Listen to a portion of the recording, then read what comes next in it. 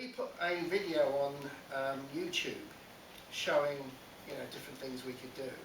And this guy sends me this video showing how he fitted, he's a video YouTube fanatic, how he fitted 6 locks on a piece of wood in 12 minutes.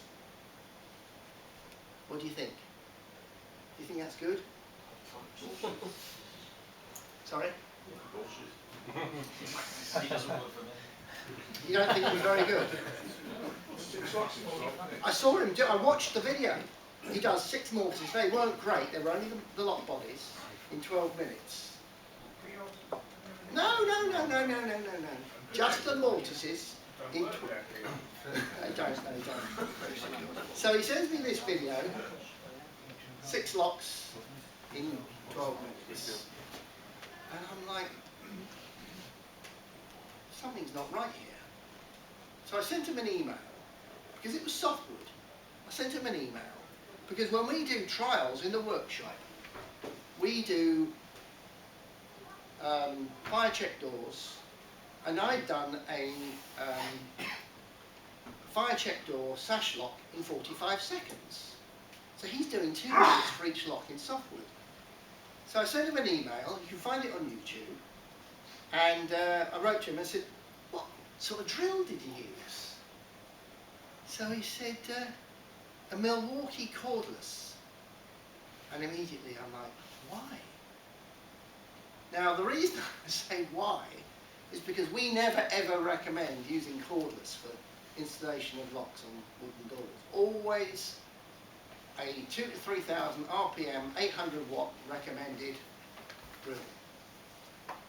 And I then went on to say to him, no, use a corded drill, we can do a sash lock in 45 seconds, so fine, just wanted to put him straight. Not to tell him off, but you can do better, don't use a cordless. A few days later I get an email from him, and you can see his video, because he does 2 of them, one after the other. JMB69ER, that's what he's called on YouTube.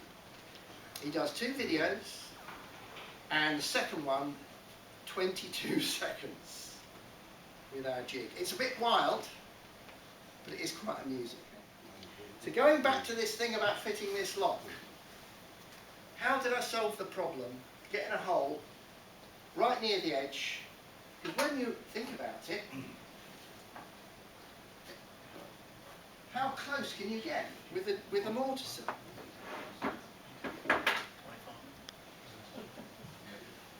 You stopped with a clamp. Yeah? This is what I did.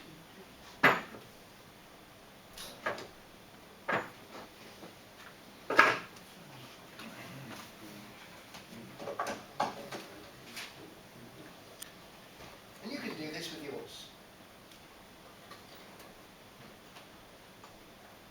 All I've done is I've taken the top clamp off, taken the housing off, repositioned it round the opposite way. So now,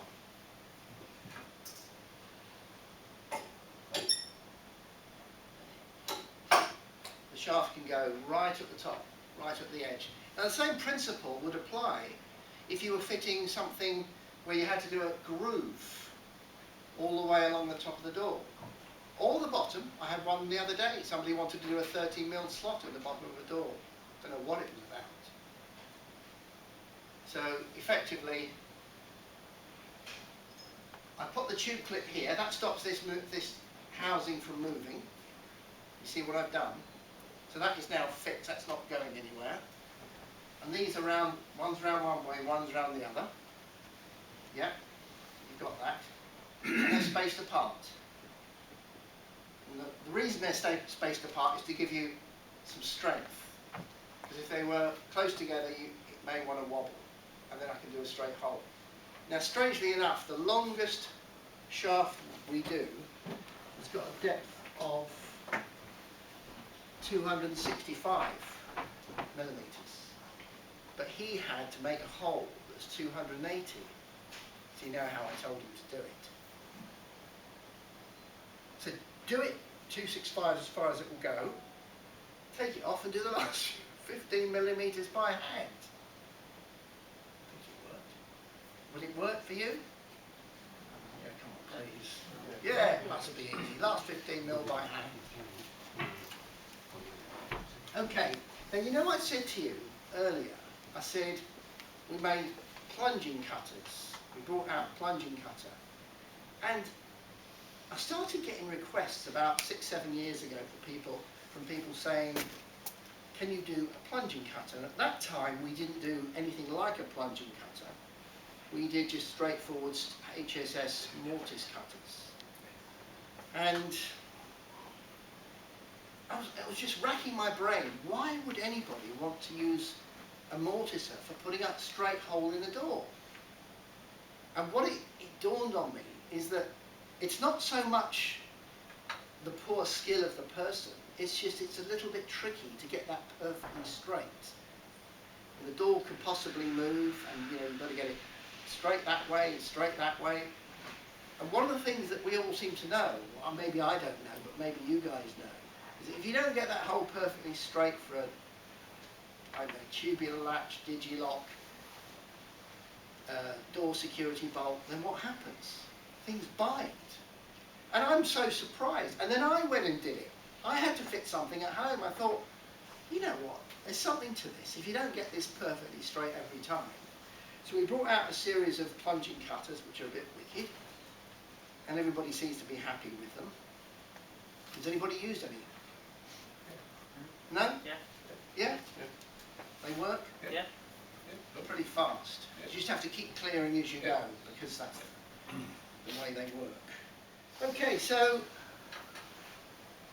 that sort of solved that problem. So now, if anybody has got Plenty of an time. old, what's that? Plenty of time. Okay, thank you. If anybody's got an old style mortiser, pre-2009, that wants to use plunging cutters, or our new carbide cutters, which do cut a lot faster, you can buy what's called an upgrade kit.